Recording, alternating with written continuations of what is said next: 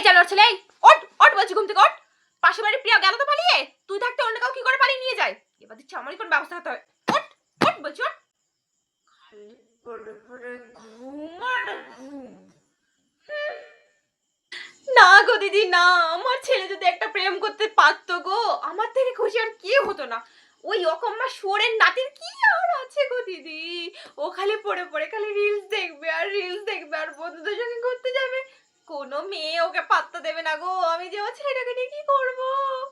বলছি, পাশের বাড়ির ওই রিয়াটার কি বিয়ে ঠিক হয়ে গেছে নাকি গো?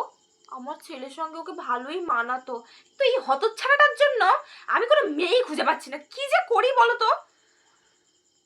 4 মাস পুরো জ্বালিয়ে খেয়ে দিল আমার।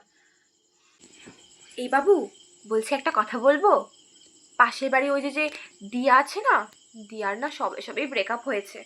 তা দিয়াকে তো আমার ভালোই লাগে, নাম্বারটা আমার কি এনে দেবো? মানে মা হয়তো লজ্জা করে, বলছে সবে ব্রেকআপ হয়েছে, জানা মেয়েটার নাম্বারটা নিয়ে আয়, বৌমা হিসেবে খুব ভালো লাগবে। কি? উঠে যাবি জানোয়ার ছেলে, যা ওঠ। থামো, একটা কথা বলতে আসবে না।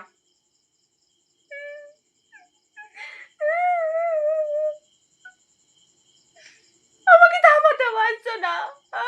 তোমার ছেলেটার জন্য আমি কাঁদছি আর তুমি থামাতে পারছো না। থাক, নটানি করার কোনো দরকার নেই। এইসব আদিকে না, বিয়ের প্রথম প্রথম তুমি আমাকে দেখাতে, এখন আর দেখাও না। আমার একটা বৌমা লাগবে, আমার একটা বৌমা লাগবে। জানি না, আমাকে একটা বৌমা এনে দাও।